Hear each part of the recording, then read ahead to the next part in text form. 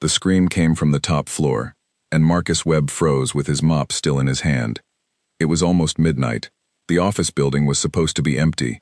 Marcus had worked the night cleaning shift at Sterling Holdings for 2 years, and in all that time, nobody stayed past 9.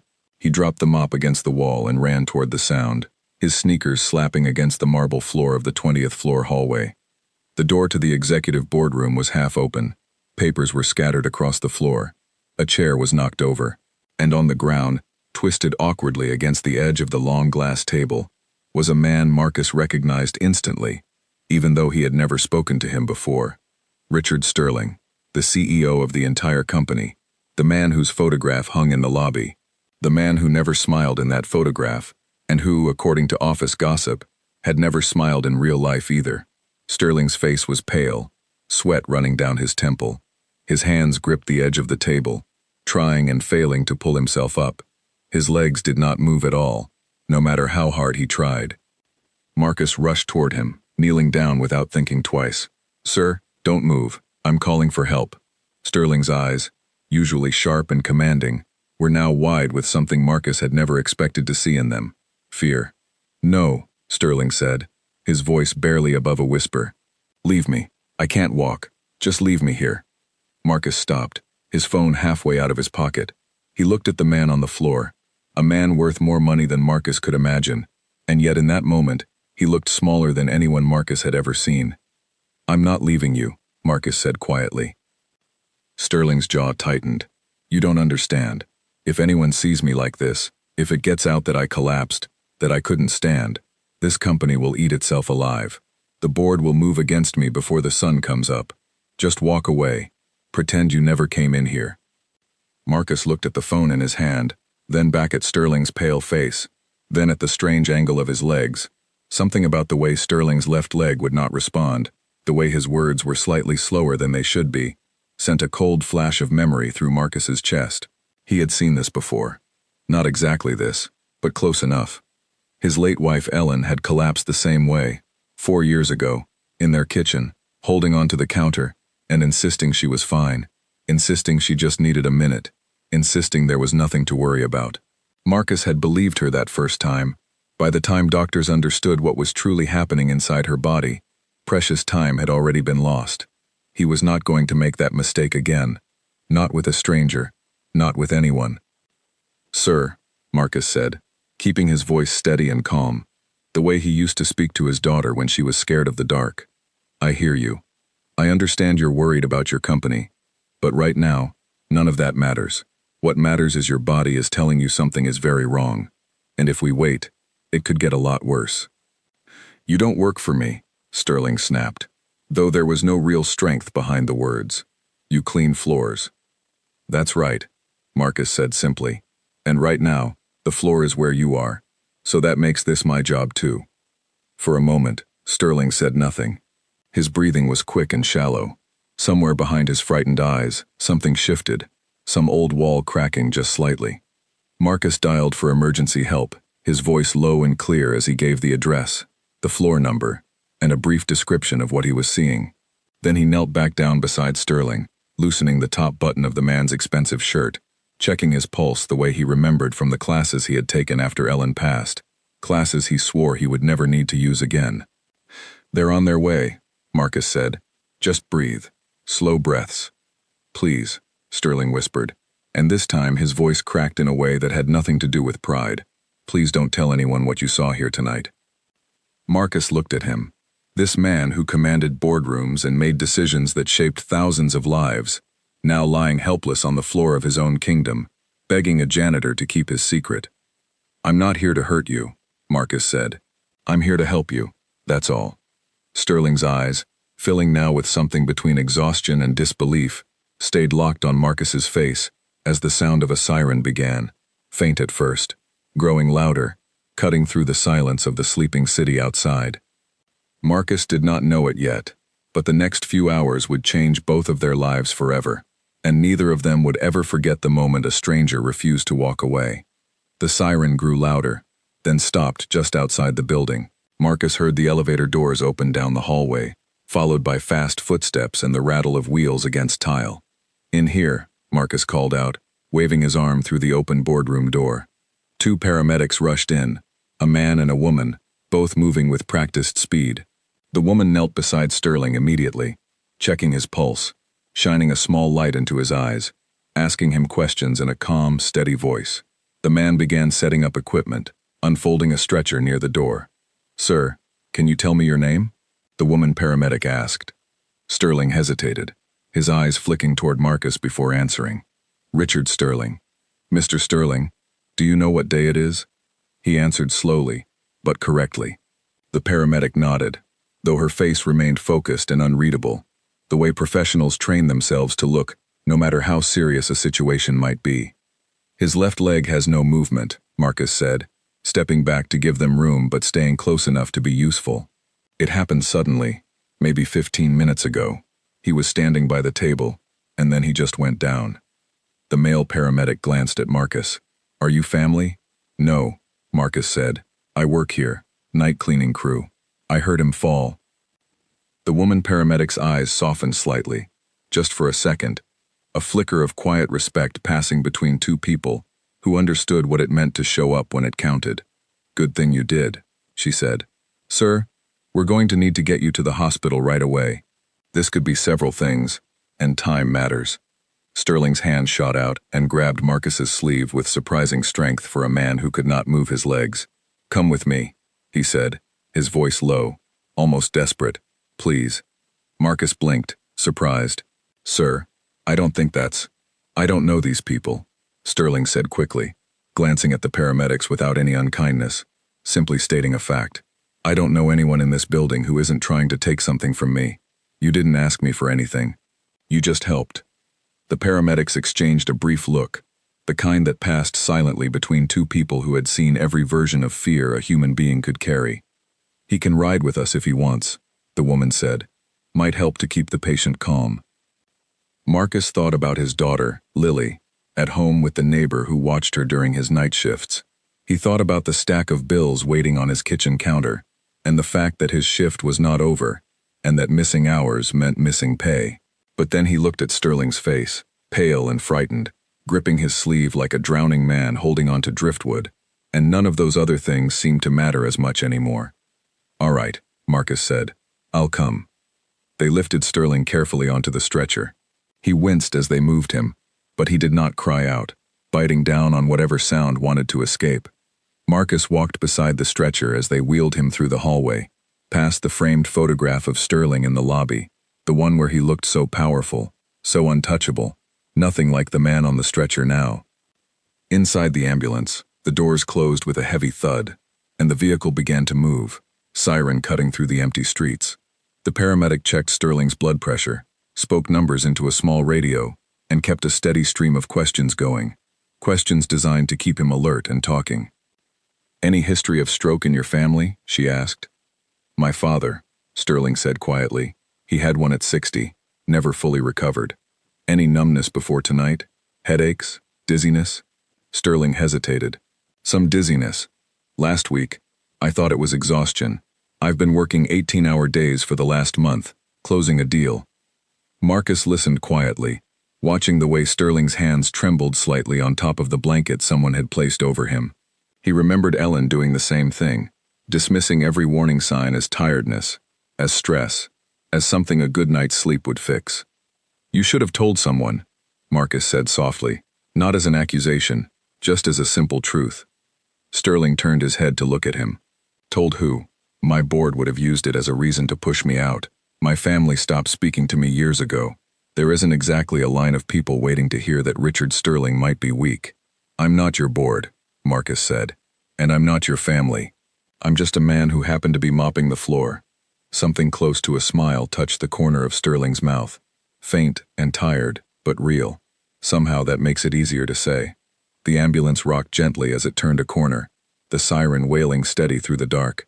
Sterling's eyes began to drift, exhaustion pulling at him, but he fought to stay awake, glancing again and again at Marcus, as if checking that he was still there.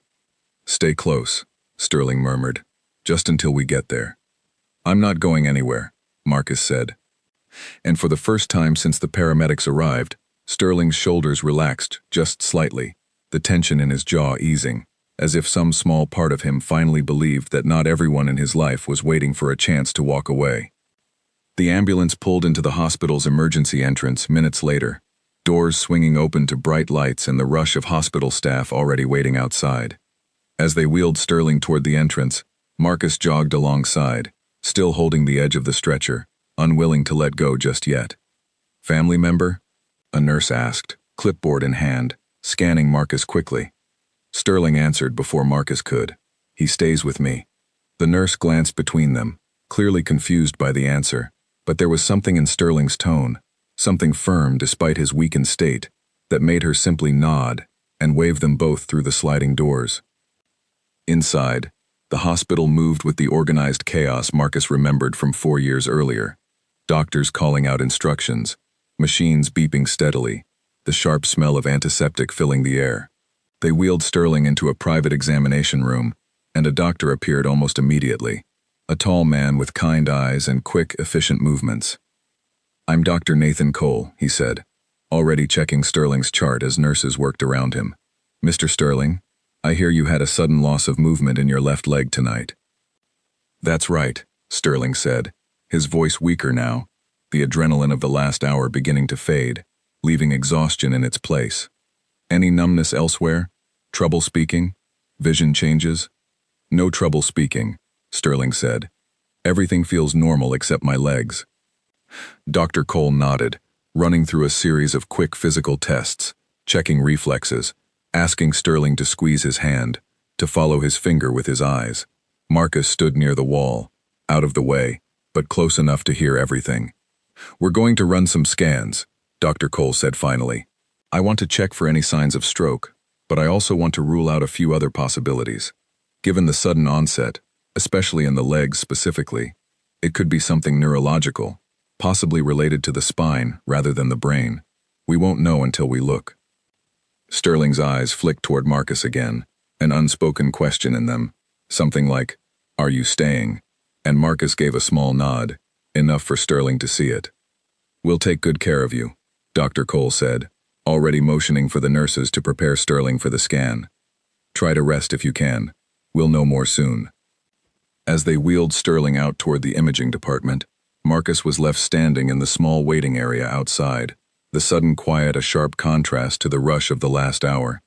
He sank into one of the stiff plastic chairs, running a hand over his tired face, feeling the weight of the night finally settling into his bones. He pulled out his phone and called his neighbor, Grace Miller, who was watching Lily. "Hey, it's Marcus. I'm really sorry. Something came up at work. Is Lily okay?" "She's fast asleep," Grace said warmly. "Don't worry about a thing. Is everything all right with you?" Marcus glanced down the hallway where they had taken Sterling. "I think so. I'll explain later. Thank you, Grace. I owe you." He ended the call and sat back, staring at the sterile white walls of the hospital hallway, thinking about how strange the night had turned out to be. Just hours ago, he had been mopping floors, thinking about nothing more than finishing his shift and getting home to his daughter. Now he was sitting in a hospital, waiting for news about a man he barely knew, a man who happened to run the very company that employed him. He thought about Ellen again, about the months after her diagnosis, about how quickly everything could change, how one ordinary night could become the night that reshaped everything that came after it. He wondered if Sterling understood that yet, or if he was still holding on to the idea that his life would simply return to normal once the tests were done. Nearly an hour passed before Dr. Cole reappeared, his expression calm but serious, the kind of expression doctors wore when they were choosing their words carefully. "Are you here for Mr. Sterling?" he asked, glancing at Marcus. "Yes," Marcus said, standing quickly. "How is he?" "He's stable," Dr. Cole said. "The scans showed no signs of stroke, which is good news. But we did find something concerning in his spine, a compression that's likely been building for some time, probably worsened by stress and lack of rest. It's serious, but treatable. If we hadn't caught it tonight, the damage could have become permanent within days." Marcus felt something loosen in his chest, relief mixing with the lingering worry of the night. "Can I see him?" "He's asking for you, actually," Dr. Cole said, a small note of curiosity in his voice. "Says he won't let us start explaining treatment options until you're in the room." Marcus followed the doctor down the hallway, his mind still turning over everything that had happened since that scream first echoed through the boardroom. Whatever tonight had started, he had a feeling it was far from finished. Inside the recovery room, Sterling lay propped up against the pillows, still pale but more alert than before, his eyes finding Marcus the moment he walked through the door. "You stayed," Sterling said quietly. "I told you I would," Marcus replied, taking the seat beside the bed. Sterling studied him for a long moment, something unreadable moving behind his eyes. "Nobody stays, Marcus. Not in my world. People stay when there's something in it for them.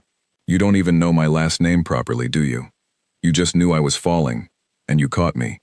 Marcus shrugged, uncomfortable with the weight Sterling was placing on something that had felt, to him, like the only reasonable thing to do. Anyone would have done the same. "No," Sterling said firmly. "They wouldn't have.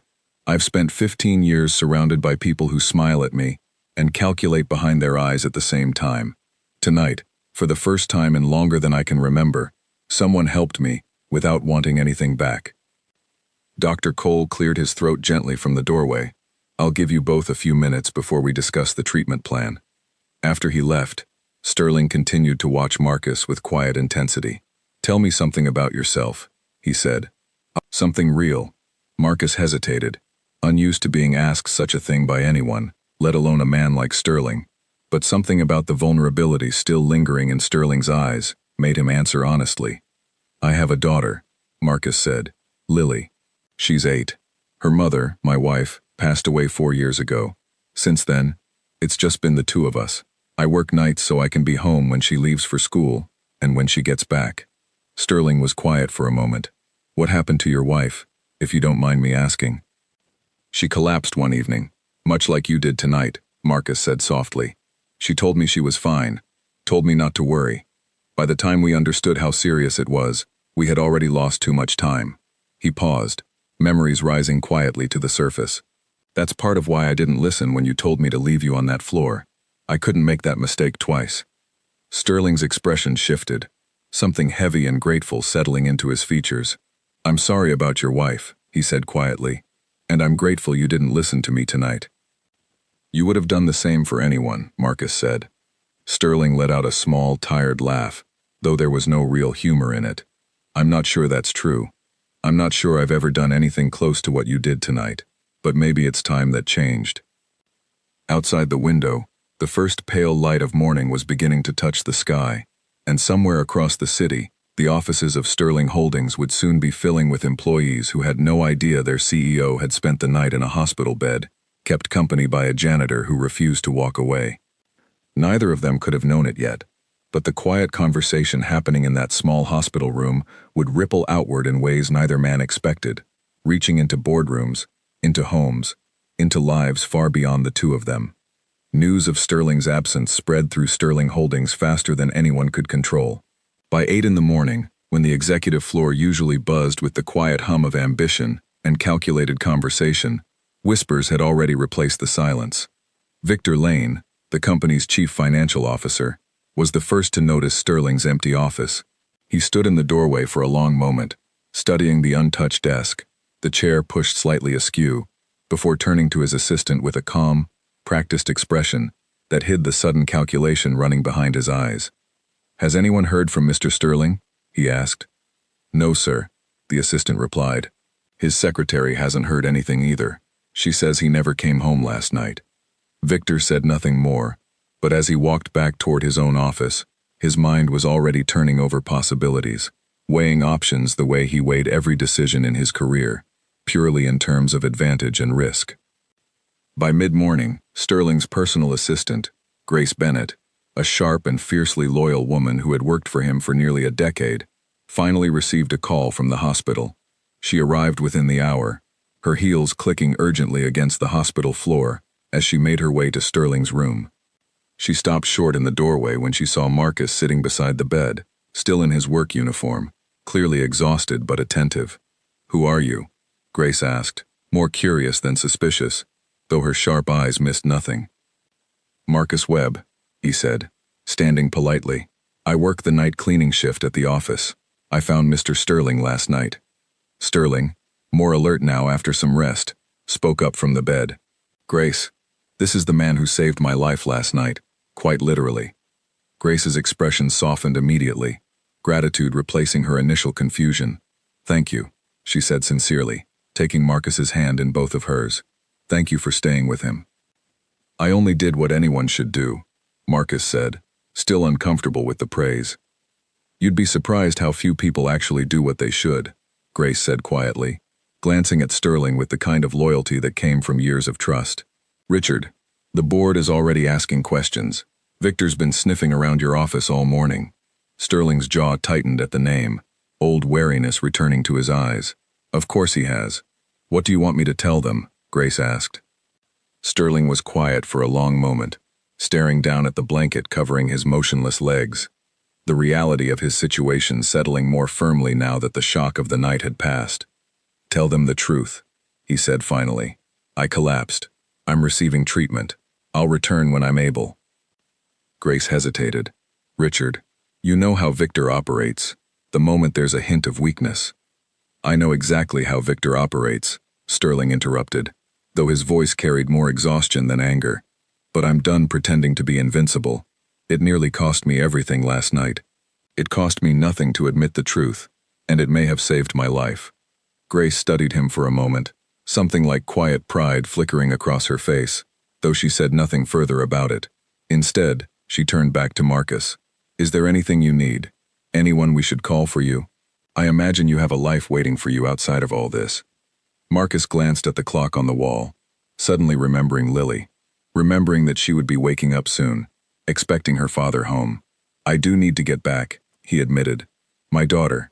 Of course, Grace said quickly. I'll arrange a car to take you home. That's not necessary, Marcus said. I can take the bus. It's necessary, Sterling said firmly from the bed, a hint of his old commanding tone returning, though softened now by something warmer. Please, let us do this much at least. Marcus hesitated, then nodded, understanding that for a man like Sterling, allowing someone to help him without repayment was a difficult thing, and offering help in return was perhaps his way of restoring some balance to a night that had upended everything he understood about control. As Marcus gathered his things to leave, Sterling reached out and caught his wrist gently. Marcus, he said, his voice quieter now, will you come back? I know you have no reason to. I know this isn't your responsibility, but I would like to see you again, if you're willing. Marcus looked down at the man who, less than 12 hours ago, had been nothing more than a distant photograph in the lobby, a name employees mentioned in hushed, careful tones. Now he was simply a man, frightened and humbled, asking for something he clearly rarely allowed himself to ask for. I'll come back, Marcus said. As he left the hospital and stepped into the car Grace had arranged, Marcus had no idea that his simple decision to stay on that boardroom floor the night before had already set something enormous into motion, something that would eventually shake the very foundation of Sterling Holdings and change the course of his own life in ways he could not yet imagine. Meanwhile, back at the office, Victor Lane sat behind his desk, staring at his phone, already composing the first message to a fellow board member. The words on the screen were calm and professional, carefully worded to plant seeds of doubt without appearing disloyal. Perhaps, Victor typed slowly, it's time we discussed contingency plans, should Richard's health continue to be a concern.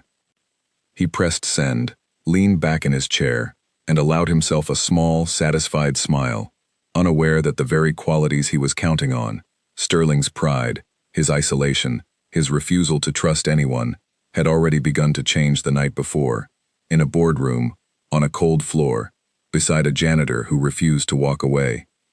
The next few days passed in a blur of quiet routine for Marcus, though nothing about his life felt quite the same anymore. He continued his night shifts, mopping the same floors, emptying the same trash bins, but every time he passed the boardroom where he had found Sterling, he paused for just a moment, remembering the fear in the man's eyes, remembering the whispered plea to be left alone. Each evening, before his shift began, Marcus visited the hospital, sitting with Sterling for an hour, sometimes talking, sometimes simply keeping him company while he rested. Their conversations grew easier with each visit, the careful distance between a CEO and a janitor slowly dissolving into something more honest. Tell me about Lily, Sterling said one evening. propped up in his hospital bed, color slowly returning to his face as treatment progressed. Marcus smiled, the way he always did when speaking of his daughter.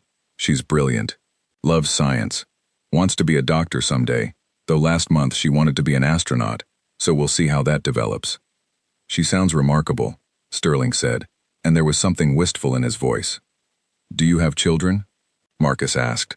Sterling shook his head slowly. No, I never made time. I told myself there would be time later, after the next deal, after the next milestone. There was always a next thing. He paused, staring at his hands. Lying in this bed, unable to move my own legs, has given me a great deal of time to think about all the things I convinced myself I would get to eventually. Marcus said nothing, simply letting the silence hold space for the weight of Sterling's words. My father worked himself into an early grave, Sterling continued quietly. I swore I would never end up like him, and yet here I am, 48 years old, alone in a hospital room, saved by a stranger, because there was no one else in my life who would have noticed I was missing. You're not alone now, Marcus said simply. Sterling looked at him, something shifting behind his tired eyes, gratitude mixed with a kind of disbelief that refused to fully settle, as though he still expected, at any moment, for Marcus to reveal some hidden motive, some request waiting beneath the surface of his kindness. But days passed, and no such request ever came. Meanwhile, at Sterling Holdings, Victor Lane's quiet campaign continued to grow. He met privately with board members, framing his concerns carefully, always wrapped in language of responsibility and company stability. I'm not suggesting anything drastic, he told one board member over a quiet lunch. I simply think we need a contingency plan, given Richard's health situation. The company cannot afford instability. Grace Bennett, ever watchful, caught wind of these meetings and reported them faithfully to Sterling during her visits. He's building a case against you, Grace warned, quietly, but steadily. If you don't return soon, or if you return still visibly weakened, he'll use it as proof that you're no longer fit to lead. Sterling's expression darkened, old instincts flaring beneath his exhaustion. Let him try. Richard, Grace said carefully, you need to think about how you return, not just when. Sterling considered her words for a long moment. Then, unexpectedly, he turned to Marcus, who had been sitting quietly nearby. What would you do, in my position? Marcus blinked, surprised to be asked. I'm not exactly qualified to advise you on corporate strategy. I'm not asking for strategy, Sterling said. I'm asking what you would do, as a person, not as a businessman. Marcus considered the question seriously. I'd stop hiding what happened, he said finally. Trying to cover it up only gives people like Victor more power, because it makes it look like there's something to hide. But if you walk back in there and own what happened, own that you're human, own that you needed help and accepted it, there's nothing left for him to use against you. Sterling stared at him for a long moment, something like respect deepening in his gaze. You have a remarkable way of seeing things clearly, Marcus. I just know what it's like to lose control of everything at once, Marcus said quietly. Sometimes the only way through it is to stop pretending you still have all the answers. Grace, listening from the corner of the room, allowed herself a small, thoughtful smile, watching the quiet transformation taking place before her, a transformation she suspected the entire company was about to witness, whether they were ready for it or not. 2 weeks after the night in the boardroom, Sterling returned to Sterling Holdings for the first time. He arrived not in his usual polished stride, but in a wheelchair, temporary according to his doctors, who assured him that with continued treatment and physical therapy, he would walk again within a matter of months. Still, the sight of him rolling through the front doors sent a visible ripple through the lobby, employees pausing mid-step, whispers rising and falling like waves. Grace walked beside him, her expression composed but alert, watching the reactions around them carefully. Marcus, at Sterling's specific request, walked on his other side, dressed not in his usual cleaning uniform, but in a simple, neat button-up shirt Sterling had insisted on providing for the day. You didn't have to ask me to be here, Marcus had said the night before, uncomfortable with the idea of standing in a room full of executives who would surely question his presence. I did, Sterling had replied simply. You've earned the right to see how this ends. Now, as they moved toward the executive floor, Marcus felt the weight of curious stares following them. but he kept his focus on Sterling, ready to offer support if needed, though Sterling's grip on the wheels of his chair remained steady and sure. The boardroom, when they reached it, was already filled. Every executive had been summoned for an emergency meeting, called personally by Sterling himself despite his condition. Victor Lane, the company's chief financial officer, stood near the head of the table, having clearly assumed, in Sterling's continued absence, a position of informal leadership. He straightened quickly as the doors opened, his expression shifting rapidly from surprise to careful neutrality.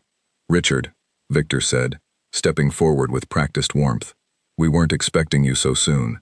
You should be resting." "I'm sure you weren't expecting me at all," Sterling replied evenly, wheeling himself to the head of the table, where an assistant had already cleared space to accommodate him. "Please everyone sit." The room settled into tense silence as executives took their seats, eyes flicking between Sterling and Victor, sensing the undercurrent of conflict simmering beneath the surface of polite professionalism. "I understand there have been concerns," Sterling began, his voice steady despite the visible effort it took to maintain his composure, "regarding my health, and by extension, my ability to continue leading this company." Several executives shifted uncomfortably, none willing to be the first to respond. "Let me address this directly, rather than allowing rumors to continue circulating," Sterling continued. "2 weeks ago, I suffered a serious medical episode.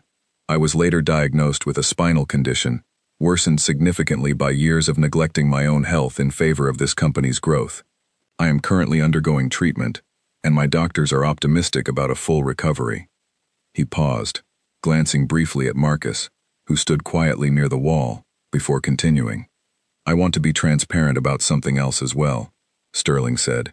"The night I collapsed, I was alone in this very room, and in that moment, my first instinct, the instinct I have spent my entire career cultivating, was to hide my weakness, to insist that I be left alone, rather than risk anyone seeing me as anything less than in complete control."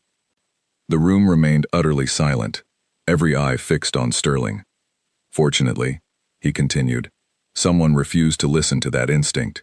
Someone stayed, despite my insistence otherwise, and made the decisions I was too proud and too frightened to make for myself. That decision very likely saved my life, and quite possibly saved this company from an even greater crisis than the one some of you have clearly been anticipating." He turned his chair slightly, gesturing toward Marcus. "This is Marcus Webb. Many of you have walked past him in these very halls without a second glance. He works the night cleaning shift in this building. 2 weeks ago, while the rest of you were home with your families, Marcus found me on this floor, unable to move, and refused to leave my side." A ripple of stunned murmurs moved through the room. Several executives turned to study Marcus with expressions of genuine surprise, as though truly seeing him for the first time. "I want to be clear," Sterling continued, his voice growing firmer now, "that Marcus asked for nothing in return for what he did. He simply did what he believed was right, even when I explicitly told him not to. That kind of integrity is exceedingly rare, and it is not lost on me that I found it not in this boardroom, surrounded by people I pay handsomely for their loyalty, but in a stranger who had no obligation to help me at all." Victor Lane's expression had shifted from careful neutrality to poorly concealed discomfort, sensing the direction Sterling's words were heading.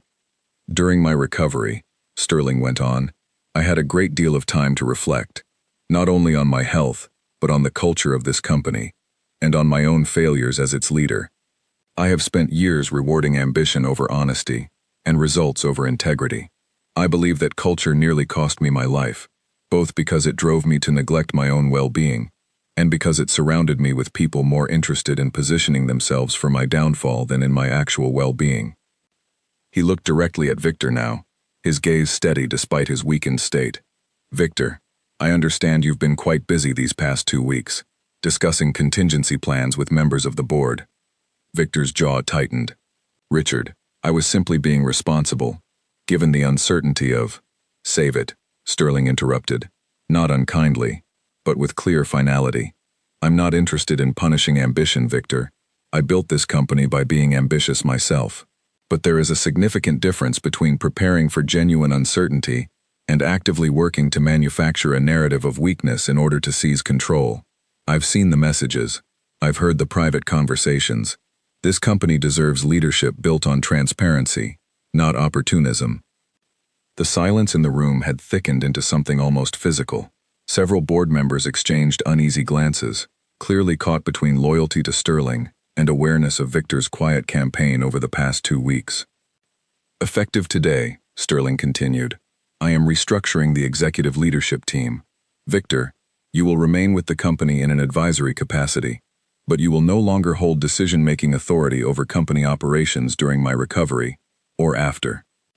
Victor's face reddened, though he said nothing, apparently recognizing the futility of arguing in a room where the balance of sentiment had clearly shifted against him. As for the rest of you, Sterling said, his voice softening slightly as he addressed the wider room, I am not interested in assigning blame for silence. Fear of speaking up against someone maneuvering for power is understandable. But going forward, I intend to build a culture within this company where honesty is rewarded, not punished, where asking for help is not seen as weakness, but as the very quality that allowed this company, and quite possibly my own life, to survive. He paused, looking once more toward Marcus, who stood quietly by the wall, clearly uncomfortable with the amount of attention now directed his way. I would like to formally thank Marcus Webb, Sterling said, not just with words, but with action. Effective immediately, I am creating a new position within this company, one focused on employee well-being and workplace culture, reporting directly to me. I can think of no one better suited to lead that effort than someone who has already proven, through action rather than words, exactly what genuine care looks like. The room turned once more toward Marcus, and for the first time since entering the boardroom, the whispers that followed carried no trace of confusion or suspicion, only quiet, genuine respect. Marcus, overwhelmed, opened his mouth to respond, though for a moment, no words came. Finally, he simply said, I didn't do this for a reward. I know, Sterling said, a small, genuine smile touching his face, for what felt like the first time in years. That's precisely why you deserve one. As the meeting drew to a close, and executives filed out of the room, still murmuring quietly among themselves, Grace approached Sterling with a look of quiet pride. That went better than I expected, she said. It went exactly as it needed to, Sterling replied, watching as Marcus lingered near the window, staring out over the city with an expression of thoughtful disbelief. Victor Lane remained seated at the far end of the table long after the others had left, his expression unreadable, though something in his posture suggested the quiet, calculating confidence he once carried had finally begun to crack. Outside the boardroom, word of what had happened spread quickly through the company, employee to employee, department to department, until by the end of the day, nearly everyone at Sterling Holdings had heard some version of the story.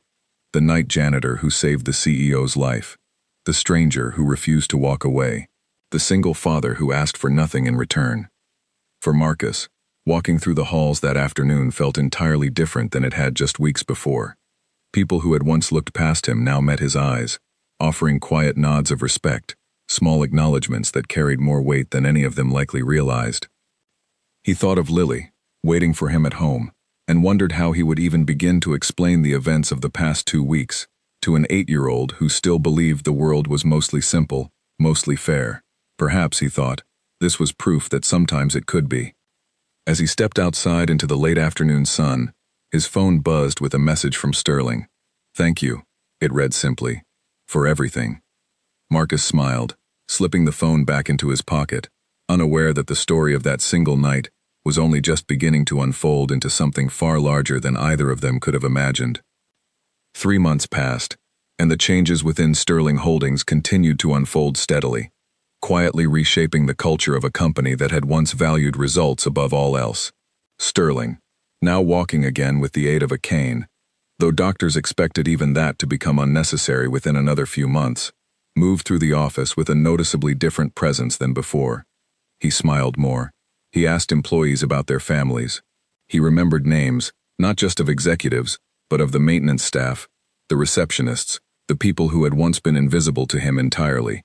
It was a slow transformation, but a genuine one, and those who had worked alongside him for years noticed the difference immediately.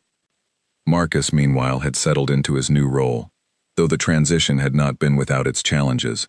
Moving from cleaning offices at midnight to leading meetings about workplace culture required an adjustment neither he nor anyone else at the company had fully anticipated. But Sterling had been patient, offering guidance without ever making Marcus feel as though he needed to become someone he wasn't. "You don't need to talk like them," Sterling told him one afternoon, after Marcus had struggled through a presentation filled with corporate language that clearly didn't come naturally to him.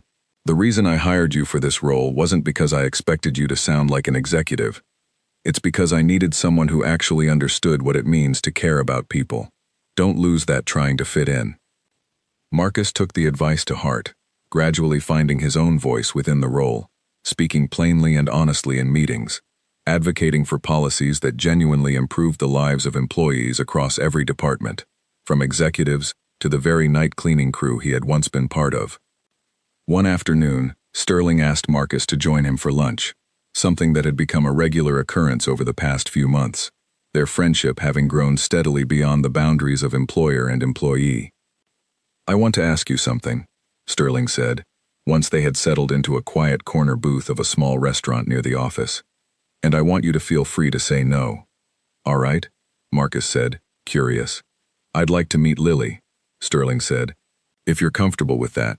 I've heard so much about her over these past months, and I feel as though I owe a great deal to the values you clearly raised her with, values that led her father to make the choice he made that night." Marcus considered the request for a moment, then smiled. "She'd like that. She's actually been asking about the man from the story I told her, the one about the CEO who fell down. I think she pictures you as some kind of fairy tale character at this point." Sterling laughed, a genuine, easy sound that still felt somewhat unfamiliar coming from him, even after months of gradual change. "I suppose I could try to live up to that." The following weekend, Sterling visited Marcus's home for the first time, a modest but warm house on a quiet street, filled with the comfortable clutter of a life built around love rather than luxury. Lily answered the door herself, eyes wide with excitement, as she recognized the man from her father's stories. "You're the CEO who couldn't walk," she announced immediately, without a trace of the careful diplomacy adults tend to practice. Sterling laughed warmly, kneeling down slightly, though his legs still protested the movement. "That's right, and your father is the reason I can walk again at all." Lily beamed with pride, glancing back at Marcus, who stood in the doorway watching the exchange with quiet warmth. Over the following hours, Sterling found himself seated at a kitchen table far smaller and simpler than any boardroom he had ever occupied, eating a home-cooked meal, listening to Lily's enthusiastic stories about her science class, her friends, her plans to become a doctor, or perhaps an astronaut, depending on the week. For a man who had spent decades believing his worth was measured entirely by wealth and power, the simplicity of the evening struck him deeply. There was no calculation here, no hidden agenda behind every kind word or shared laugh. There was only genuine connection, the very thing he had unknowingly been missing throughout his entire career. As the evening wound down and Lily reluctantly went to bed, Sterling and Marcus sat together on the small back porch, the quiet night settling comfortably around them. "I used to believe that success meant building something enormous," Sterling said quietly, staring out at the modest backyard, the simple swing set, the small vegetable garden Marcus had planted along the fence. "I thought if I built something big enough, it wouldn't matter that I built it alone." "And now?" Marcus asked. "Now I understand that the things worth building are the ones you can't build alone," Sterling said. "This house, this family you've created, despite everything you've lost, despite every hardship, it means more than anything I've built in that entire company." Marcus was quiet for a moment, considering his words carefully. "You've built something meaningful too, Richard. Maybe it just needed different foundations." Sterling turned to look at him, gratitude and something deeper, something like genuine friendship, settling clearly across his face. "Thank you," he said, "for that night, for every night since, for refusing to leave me on that floor, both literally and figuratively." "I meant what I said back then," Marcus replied. "I wasn't going anywhere." They sat together in comfortable silence, as the stars began to emerge overhead, two men from entirely different worlds, brought together by a single moment of courage and kindness, a moment that had reshaped not only a company, but the very understanding both of them carried about what truly mattered in life. In the months that followed, Sterling Holdings became known not just for its financial success, but for its culture, one where employees at every level felt valued, where honesty was rewarded rather than punished, where asking for help was seen not as weakness, but as strength. Other companies began studying the transformation, curious how a single incident had sparked such significant change. Few of them ever learned the full story, the quiet details of a single night when a tired janitor refused to walk away from a frightened man on a boardroom floor. But those who did know the story, Grace, the executives who had witnessed that pivotal meeting, and eventually, countless employees who benefited from the culture Marcus helped build, understood that sometimes the most powerful changes begin not with grand gestures, but with the simple, unwavering decision to stay when everyone else would have walked away. Marcus continued raising Lily with the same quiet integrity that had defined him long before that fateful night, watching proudly as she grew braver, kinder, more curious about the world with each passing year. And Sterling, walking now without any assistance at all, carried forward the lessons of that night in every decision he made, never again allowing pride to convince him that facing hardship alone was a sign of strength. Their friendship endured, built not on wealth or position, but on the simple truth that had brought them together in the first place, that sometimes the smallest act of refusing to leave someone behind can change the entire course of a life, and in doing so, change the world around it as well. And whenever anyone asked Sterling about the moment everything changed for him, he would smile quietly and say the same thing every time. It started with someone who refused to listen when I told him to leave.